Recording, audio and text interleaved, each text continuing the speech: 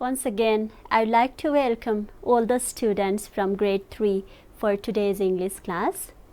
Hopefully, the students are ready with their stationery materials, pencil, eraser, sharpener, books, notebooks, everything whatever you need for today's class. So, children, if you have remembered, last week we have completed one of the comprehension exercises in English. So, today, beside that, we will be touching the section of grammar, where we will be able to explore some of the understanding, some of the knowledge related to pronouns. No matter what we have done before, but anyway, if you want to rewind, then we have completed even singular and plural before in our grammar class. So, today we will be finding pronoun as one of the most important agendas for the session. So, children, before going to the introduction of pronoun, we will go for finding what are the activities that we will be completing in today's session as well. You don't have to write or you don't have to note down all the things, but later on, when you get the introduction, when you get the important points, that should be noted. So, children, today, in the beginning of today's session, we will be going for the introduction of pronouns. Then, we will find out the different types. It's not the complete type, but also we will try to cover some important types in today's session related to pronouns. Then we also will go for some of the exercises so far as possible, because in grammar basically we have to focus on practice. It's not that rewinding or remembering lots of definitions or other different descriptions, but exercises and practice, that is the most to enhance your grammatical knowledge. So, dear children, now let's move towards the introduction. Please find out that is important, that introduction of pronoun that has to be noted down in your notebook. Pronouns are simply the words, or it's one of the part of speech that is used in place of noun. In place of noun, remember, or sometimes to avoid, to omit the repetition of noun in the sentence, we use pronouns. So, you can check in the slide as well, babies. Pronouns are those words which are used in place of nouns. They are used to omit the repetition of nouns in the sentence or a paragraph. Not only in a sentence or simply in a paragraph also, if you have to remove or if you have to omit or if you have to reduce the repetition of noun, then you have to use pronoun there. Remember, children, some of the pronouns that we are using regularly in our daily language functions are he, she, it, they, his, her, some, few. These are the examples. It's not only the particular examples or particular words only as the pronouns that we are using. There are a lot of pronouns that we can use. Now, children, how can we use them in the sentence then? How can we use the pronoun in a sentence? Let me write on the board the first example of use of pronoun in a sentence. If I write Samjana and Sophia are teachers. If I write there, Samjana and Sophia are teachers. They are the first sentence, so we don't have any doubt in the indication of name. But in the similar way, if we have to go for some more descriptions related to them, then what could be written? If I write Samjana and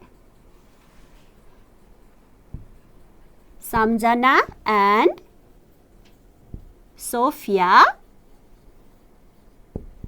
teach English. So, can we get the impression in the language if we write Samjana and Sophia are teachers, Samjana and Sophia teach English? Do we have any impression while listening? Obviously not.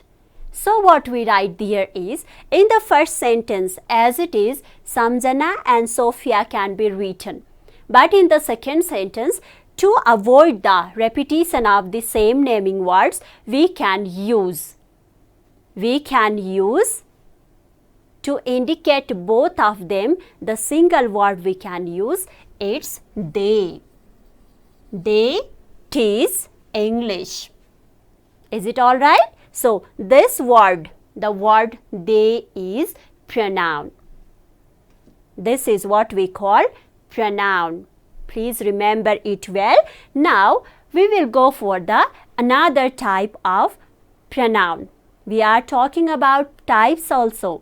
So, today we will be exploring some of the types of pronoun. The first one is personal pronoun. What personal pronoun means? By its name, it implies the word which can be used instead of person or a thing. That can be personal pronoun. You can check it in the slide, babies. Personal pronoun are those pronouns which are used in place of person, things, etc. So, what could be those personal pronouns then? Do you want to check it in example? The personal pronouns are as per your announcement in the beginning. Here we have, this is they.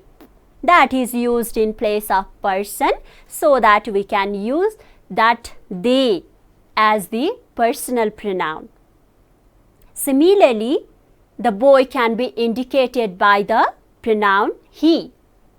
So, he can be the personal pronoun. The girl can be defined as she in terms of pronoun. So, she is personal pronoun. If we have to take the example of the ball, ball is a thing. So, what can we write there? It. Now, some more examples in the sentence you can check. Here, in the sentence, if we take the example of personal pronoun, then what could be? Ram, this is the name of the boy, person. Ram doesn't read well. Don't take it personally. Some of the boys named Ram, they read well. It's just the example we are taking. So, what could be there? This is the naming word. Then, the personal pronoun should be used. The name of the person should be instead. That should be omitted by using the pronoun which could be he as the applicable pronoun. He doesn't read well. So, this is what we can take the personal pronoun. Me and my family are going to Pokhara the next week. We are going to Pokhara next week. That is the replacement. The word is replaced. Me and my family, that is replaced by the single word, it's we. So, remember children, that is what we can call personal pronoun. Now, the next one we can go through It's demonstrative pronoun. Can you guess what demonstrative pronoun is? The word demonstration you have heard. It is to show or to point. Demonstrative pronoun means the pronoun which are used to point out the things or the nouns. Let's check it, the complete introduction of demonstrative pronoun. The pronouns which are used to point out the things are demonstrative pronouns. Furthermore, example you can take this, that, these, those. Remember children, you should not be confused with the use of this, that, these and those. This and these comes together because they are related.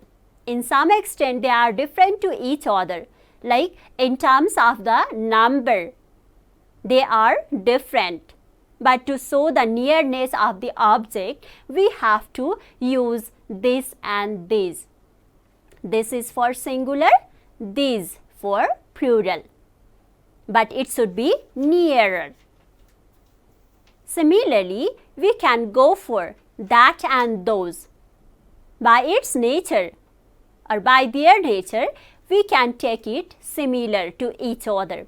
That is for singular subject or singular noun, and those is for plural. But it shows the objects, they are far away. Like for example, you are very far from me right now. You are very far from right now. So what I can say, looking at you or identifying you as my students, I can simply say those are my students.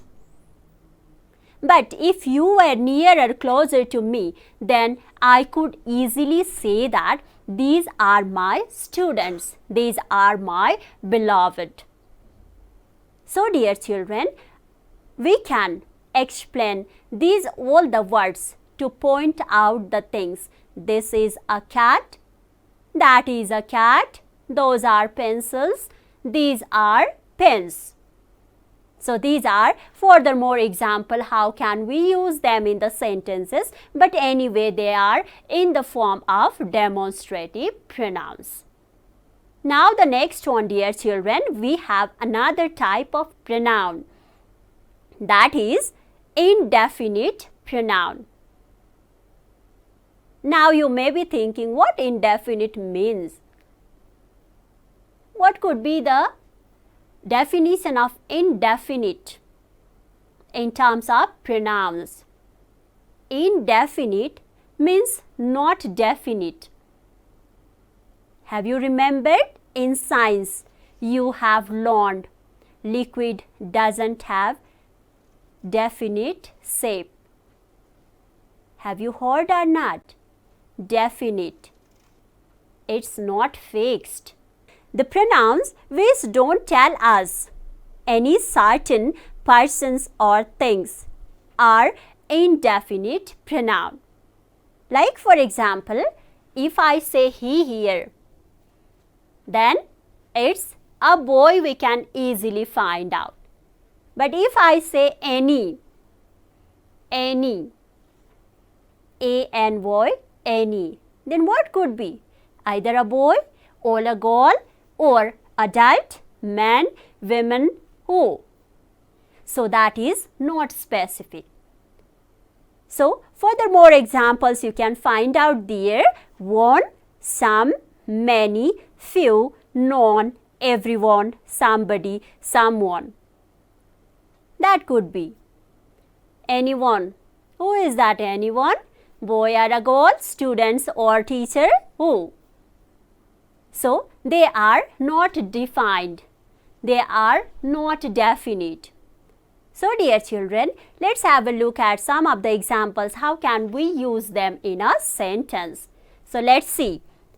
The sentence could be, for indefinite pronoun is, good morning, I could have said good morning to my students. Also I could have said, but I just felt that I have to write one and all. Who could be defined? Who could be indicated by the word one? Who could be indicated by the word all? No, we are not sure about it. So that this, the word one means either one can be me, one can be your teacher, one can be your mother, one can be your father, or anyone else. I could have said, or I might have said this, good morning to one and all, then it's not fixed. It's for anyone, those who can observe me, those who can watch me. So, one and all. They are unspecific so that we can categorize them in terms of indefinite pronouns. Are you clear up to now? Hope so. Now, the next one we can go to the interrogative pronouns. That means pronouns which are used. The words, the single word which are used to ask the questions to somebody, then we can take them as the interrogative pronouns. Let's have a look at some more introductions of interrogative pronoun. The pronouns which are used to ask questions are called interrogative pronoun. For example, who, what, which, whom, or some more. Remember children, the example which I have given to you, they are not only the limited example. There are a lot of examples that you can explore from your references, from your teaching learning materials. So, I have said the example of interrogative pronoun, that is who, what, which, whom. Now, how can we use them in the interrogative sentence? What can be used for the means, the ways, or the things? Similarly, who can be used to indicate or to get the answer of the person? Similarly, whom shows the same persons. And in the similar way, which also can be used, which can be used for the things as well. Now, let's try to find out what could be the interrogative pronoun in the questions creation. Let's see. So, here I will write. The dear students, you can copy these all the examples so that it will be easier for you to understand it well. The example we have here is related to interrogative pronoun. What is your name? This is the most common questions asked by each stranger when they firstly meet you. What is your name? Here we have. Now the answer could be, my name is ... This is interrogative pronoun. This asks the questions to know the name. Now the next one. Who can draw the picture of a tree? Who can draw the picture of a tree?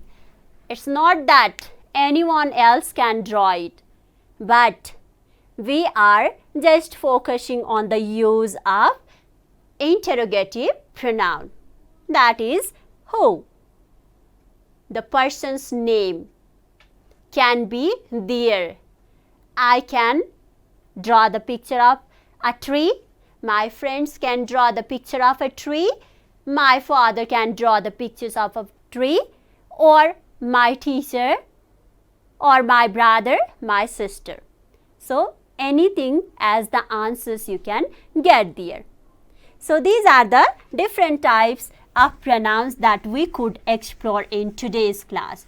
Now, let's see some of the more exercises by which we can be clear about these all the types. If you are ready, children, you also have to note down this exercise in your notebook as the remarks of today's class. Let's see here, children, in our chart some of the exercises I have prepared for you. The first one, I have written activity number 1. This is the first activity we are going to do in today's class. Here, what we have to do, the instructions are very clear to you. Fill in the gaps with appropriate pronouns. We will just try to guess. There would be some more options as well, but we will try to guess the certain and short pronouns in this exercise. Now let's see the first one.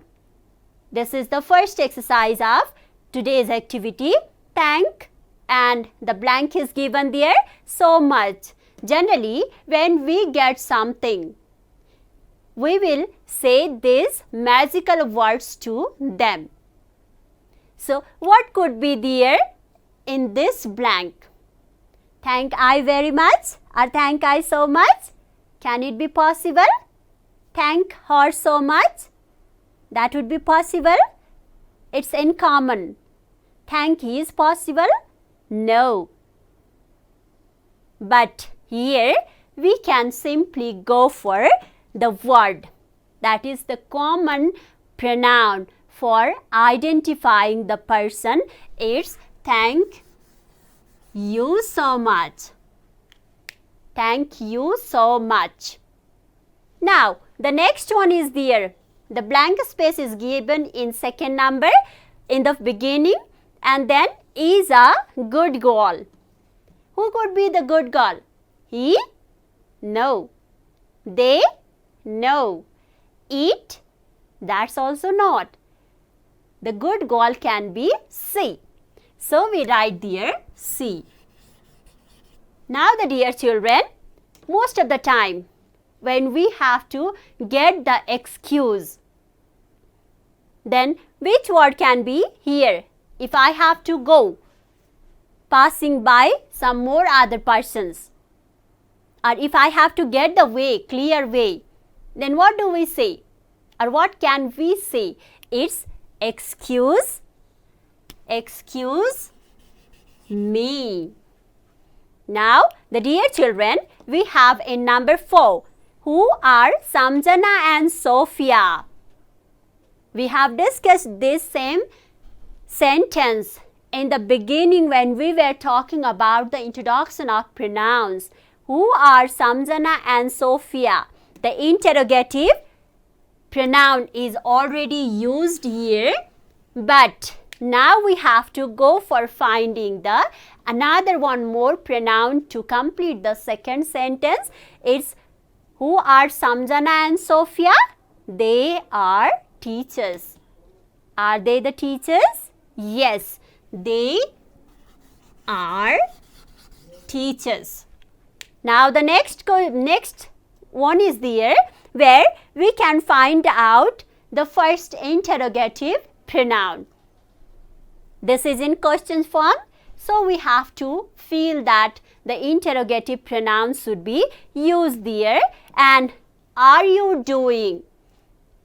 The work which we are doing should be declared. So what can be the word? What can be the interrogative pronoun to use here?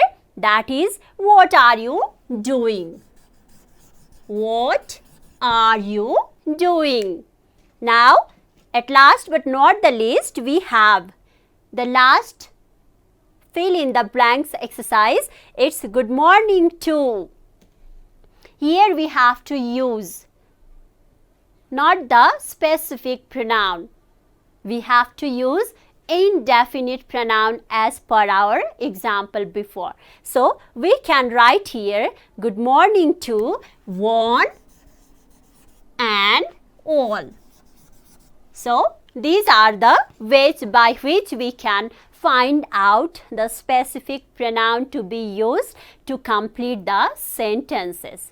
Hope all the children enjoyed today's class. Hopefully, we will be meeting in the next class with next topic, and wishing you have a nice day. Thank you.